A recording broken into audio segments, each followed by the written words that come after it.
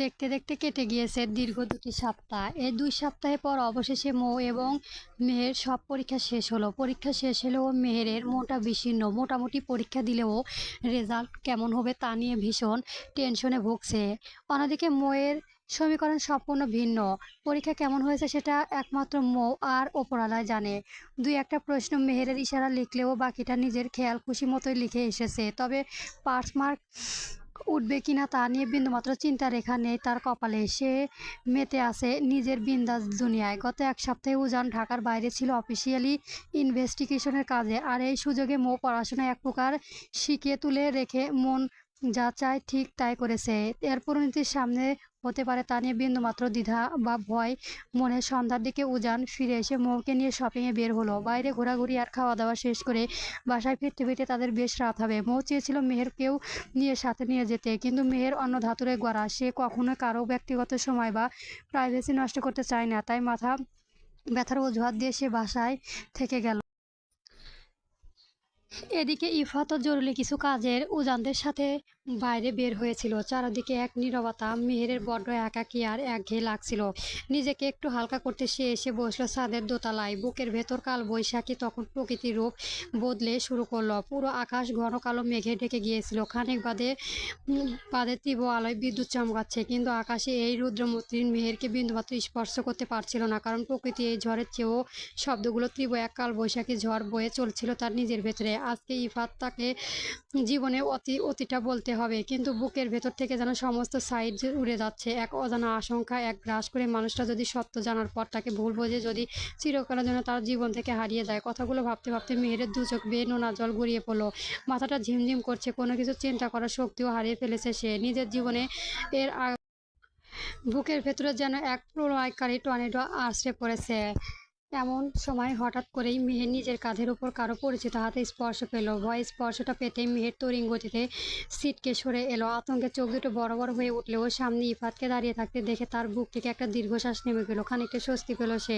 ইফাত মুচকি এসে মেহেরের গা ঘেঁষে দেওয়ালে বসলো। পকেট থেকে একটি কিটক্যাট চকলেট বের করে মেহেরের দিকে এগিয়ে দিল, কিন্তু আজ মেহেরের হাত দুটো যেন অবশ। চকলেটের নেওয়ার মতো সাহস বা সে সঞ্চয় করতে পারল না। উল্টো সে ইফাতের থেকে বেশ খানিকটা দূরত্ব বজায় রেখে বসলো। ইফাত ব্যাপারটা খেয়াল করলো। সে নিজেও মেহেরের দেওয়া দূরত্বটুকু বজায় রেখে বসলো। তবে তার মুখে লেগে রইল সে চেনা একগাল হাসি। সেই হাসিতে যেন প্রতিদ্বন্দ্বিতা হলো তার জীবনে ভালোবাসা। মিস থেকে মিসেস চৌধুরী হতে চলেছে। তবুও এত কিসের ভয়? ইফাত চৌধুরী, আপনি কেন ভয় পাবেন বলুন তো? বরং ইফাত চৌধুরী নিজেই আপনাকে ভয় পায়। আপনার সব কথা অক্ষরে অক্ষরে মেনে চলবে, আপনার সকল আবদার পূর্ণ করবে সে, আপনার হাতে ইশারায় চলবে। আপনি থেকে খুব দ্রুতই তুমিতে আবদ্ধ করবে নিজেকে। আর এখানে যদি এমন পাগলামি করো তাহলে কিভাবে হবে বলুন তো? আপনাকে তো আগেই বলেছিলাম ইফাত চৌধুরী বড্ড অধৈর্য ছিল একজন পুরুষ। সে দুনিয়ার সব থেকে ধৈর্য ধরে রাখতে পারলেও তার শখের নারীর কাছে বড্ড দুর্বল, বড্ড অসহায়। মেহের মনোমুগ্ধের মতো প্রতিটি কথা শুনছিল। মানুষটার প্রতি শব্দেই ভাঁজে ভাঁজে কাত করে তীব্রতা ও আর ভালোবাসা লুকিয়ে আছে, কিন্তু মেহেরের বিকেট তাকে ধর্ষণ করেছে। সে কিভাবে এই মানুষটাকে ঠকাবে? সে তো ইফাতকে ভালোবাসে, আর ভালোবাসার মানুষটাকে কখনো ঠকানো যায় না। তার এই অপরাধে থেকে গত 4 দিন ধরে ইফাতকে এড়িয়ে চলেছে, ক্রমাগত অ্যাভয়েড করেছে যাচ্ছে। মেহের ভেবেছিল অবহেলা পেয়ে এবার অন্তত ইফাত নিজে থেকে দূরত্ব বজায় রাখবে। মেহের নামে কোনো নারী যে তার জীবনে এসেছিল হয়তো তা ভুলে যাবে, কিন্তু মেহেরের সেই ভাবনা সম্পূর্ণ ভুল প্রমাণিত হলো। মেহের গত 4 দিনের কথা বলেও ইফাত শেষ কথা বার্তাটা ছিল স্পর্শ ধারালো। আমাকে অ্যাভয়েড করার ফল কি জানো? সোজা বউ বানিয়ে ঘরে তুলবো। ইফাত চৌধুরী সব সাহায্য করতে পারলেও শখের নারীর অবহেলা সাহায্য করতে পারে না। জাস্ট রেডি থাকো পারমিশন পাওয়ার জন্য। ইফাত চৌধুরী যেমন তার শখের নারীকে উজাড় করে ভালোবাসতে পারে, ঠিক তেমনই আঘাতও করতে পারে। Just wait and see. অভিমানে বাসন সেই গভীরতা মেহের বুঝেছিল, কিন্তু পরিস্থিতির সাথে ছিল সে নিরুপায়। শূন্য ছাদে সেই তীব্র শব্দে মেহের হকচকিয়ে উঠল, কেঁপে উঠল তার পুরো শরীর। পাশে ফিরে ইফাতের রাগান্বিত থমথমে মুখটা দেখে মেহেরের গলার ভেতরটা শুকিয়ে এলো। সে ঢোক গিলে নিজের ভয়টা আড়াল করার চেষ্টা করলো। অতঃপর মুখে একটা জোড়াতালি শুকনো হাসি ঝুলে দোলনা থেকে নামলো। ছিটকে যাওয়ার ফোন আর চকলেট দুটো কুড়িয়ে নিয়ে সে এবার ইফাতের একদম কাছাকাছি এসে বসলো। কাঁপা কাঁপা হাতে ফোনটা কোনো রকমে ইফাতের হাতের মুঠোয় গুজে দিয়ে দিল মেহের। তারপর চকলেটের ছিটে খানিকটা নিজের মুখের উপর দিল, আর বাকি অংশটুকু কাঁপতে থাকা আঙুলের ইফাতের ঠোঁটের সামনে ধরলো।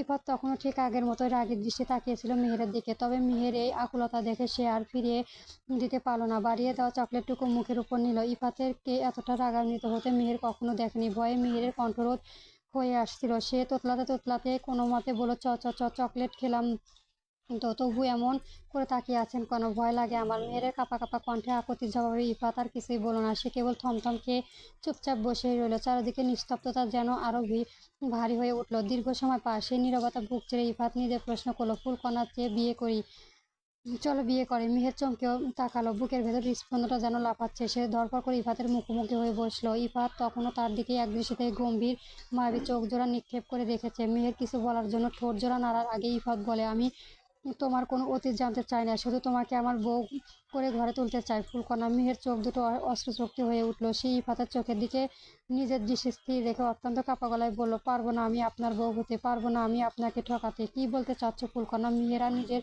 আবেগ ধরে রাখতে পারলো না। সে ডুকরে কেঁদে উঠলো, আমাকে মাফ করে দিন, সত্যি আমি পারবো না আপনার হতে, আর না পারবো নিজের অতীত ভুলতে।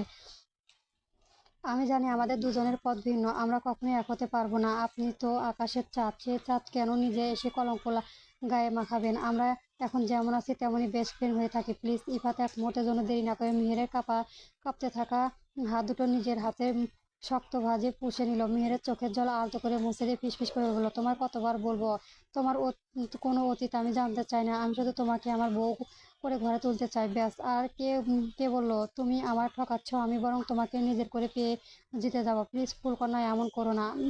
বলো, আমি তো একদিন তোমাকে কোনো জোর করিনি, তাহলে আজ কেন তুমি নিজে থেকে এভাবে পিছিয়ে যাচ্ছ? কারণ আমি যে আপনার বউ হওয়ার কোনো যোগ্যতাই রাখি না। মেহেরের কণ্ঠ দিয়ে যেন এক বুক হাহাকার বেরিয়ে এলো, লাগবে না তোমার কোনো যোগ্যতা, আমার শুধু আমারই হও।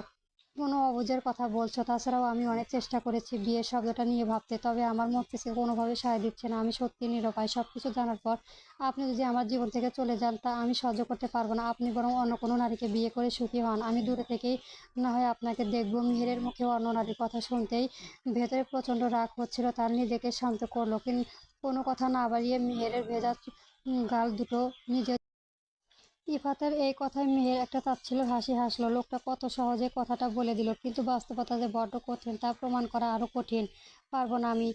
আপনি আমার অতীত জানার পর কোনোভাবে আমাকে আপন করতে পারবেন না, প্রমিস করছি। তবুও বিশ্বাস হচ্ছে না। ইফাত কিছুটা মরিয়া হয়ে উঠলো। আচ্ছা তুমি বলো, কি ছিল তোমার অতীতে? তোমার অতীত যতই ভয়ানক বা ভয়ঙ্কর হোক না কেন, আমি তবুও তোমাকে আমার বউ বানাবো। মেহের কাঁদতে কাঁদতে বলতে লাগলো, কেন আমাকে এভাবে মিথ্যে আশ্বাস দিচ্ছ বলুন তো? আমি জানি আমার মতো মেয়েকে কোনো পুরুষ কোনোদিন আপন করতে পারবে না, আর ঠিক সেই ভয় থেকে আমি সব থেকে দূরে দূরে থাকতাম। আপনি প্লিজ এখান থেকে চলে যান, আমি পারবো না আমার সেই বিশ্রী অতীত মুখে আনতে। ট্রাই টু আন্ডারস্ট্যান্ড ফুলকণা, প্লিজ বলো না কি ছিল তোমার অতীতে, আমি সবকিছুই মেনে নেব। ইফাতের কণ্ঠ জুড়ে তখন আকুতি মিনতি। এরই মাঝে আকাশে ভাঙা আর্তনাদ। হঠাৎ করেই মেয়ের দু চোখ শক্ত বন্ধ করে বুকের সমস্ত শক্তিতে চিৎকার করে উঠল, আমি একজন ধর্ষিতা নারী, যাকে 5 বছর আগে ধর্ষণ করা হয়েছিল, যাদেরকে সমাজ নিকৃষ্ট পিঠ মনে করে পারবে এমন ধর্ষিতা নারীদের নিজের বউ বানাবেন। কথাগুলো বলার সময় মেহেরের কণ্ঠস্বর তীব্রভাবে কাঁপছিল। তার সেই গগন বিদায়ী চিৎকারের শব্দ আর কান্নায় রোল যেন আকাশে মেঘের ডাক আর বিদ্যুৎ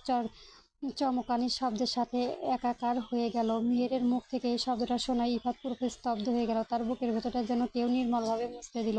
হৃৎপিণ্ডটা এত দ্রুত গতিতে স্পন্দিত হতে লাগলো যে মনে হচ্ছিল বুকের চিরে বেরিয়ে আসতে। কলিজাটাকে যেন কেউ টেনে ছিঁড়ে ফেলেছে। ইফাতকে স্তব্ধ হয়ে যেতে দেখে মেহের আবারও কাঁদতে কাঁদতে হেসকে তুলে বলল, মাত্র 12 বছরের বাচ্চা মেয়েকে ওরা ধর্ষণ করেছিল? পারবেন এমন একটা নিকৃষ্ট মেয়েকে নিজের বউ বানাতে? যে মেয়েটা নিজের বলতে আজ আর কিছুই অবশিষ্ট নেই, সে কিভাবে আপনার বউ হওয়ার স্বপ্ন দেখবে বলুন তো? ওই কাপুরুষগুলো আমাকে জ্যান্ত লাশ বানিয়ে রেখে গিয়েছিল। আমার জীবনে যতটুকু আলো, সবটুকু খুশি করার ওরা কেড়ে নিয়েছে। এরপরেও কি বলবেন যে আমি আপনার বউ হওয়ার যোগ্যতা রাখি? ইফাত আর এক মুহূর্ত সেখানে বসলো না, ঝড়ের বেগে উঠে দাঁড়ালো। মেহেরের মুখপানে একবারও না তাকিয়ে সোজা বড় বড় পা ফেলে ছাদ থেকে নিচে নেমে গেল।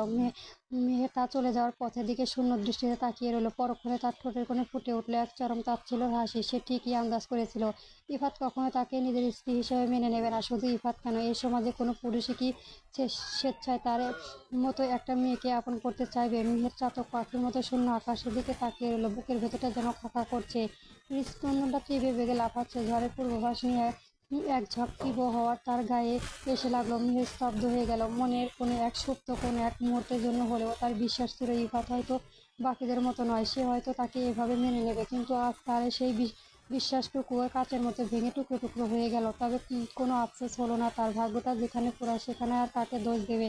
মেহের ধীরে পায়ে সোজা হয়ে দাঁড়িয়ে গেল। শরীর আর সায় দিচ্ছে না, মাথাটা প্রচণ্ড ঘুরছে, গা গুলি আসতে আসতে তার।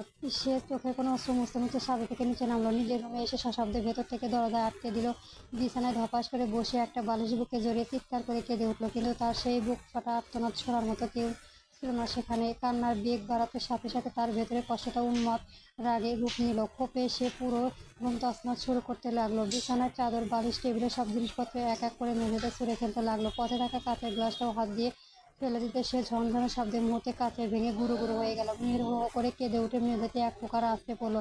ভাঙা কাঁচের পাশে গুটিসুটি মরে বসে ফুপিয়ে ফুপিয়ে বলতে লাগলো, আমি তো আপনাকে বলেছিলাম আপনি আমায় মেনে নিতে পারবেন না, কিন্তু আপনি শুনলেন না। আমি না হয় এভাবে দূরে থেকে আপনাকে সারা জীবন একতরফা ভালোবেসে যেতাম। কেন আমার অতীত জানতে চাইলেন আপনি? কেন কেন আমি এখন কোন মুখ নিয়ে আপনার সামনে দাঁড়াবো?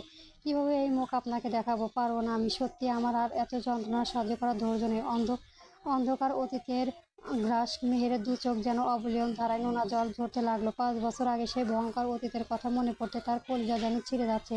সে নিজের চুল নিজে টেনে পাগলের মতো ডুকরে কেঁদে উঠল। মেহের, তুই কেন পারলি না নিজেকে পবিত্র রাখতে? কেন তুই পারলি না বারণ করা সত্ত্বেও সেদিন একা একা অমন জায়গায় গিয়েছিলি? সেই দিন যদি ছোট্ট আম্মুর কথাতে শুনতি, তবে আজ এই অভিশপ্ত দিনটা তোর দেখতে হতো না। আমি কিভাবে ওই মানুষটার চোখে ঘৃণা নিয়ে বেঁচে থাকবো? পারবো না আমি। এই মুখ আমি কখনোই আপনাকে দেখাতে পারবো না। আমি হারিয়ে যাব, অনেক দূরে হারিয়ে যাব। আপনার ঘৃণা নিয়ে বেঁচে থাকার কোনো মানে হয় না আমার জীবনে। কথাগুলো শেষ করে মেহেরের ভেতরে এক অদ্ভুত ভয়ানক শান্ত ভাব চলে এলো। সে নিজের গলা থেকে ওড়নাটা ঝুলে ফেলে চটজলদি বিছানার ওপর দাঁড়িয়ে সিলিং ফ্যানে।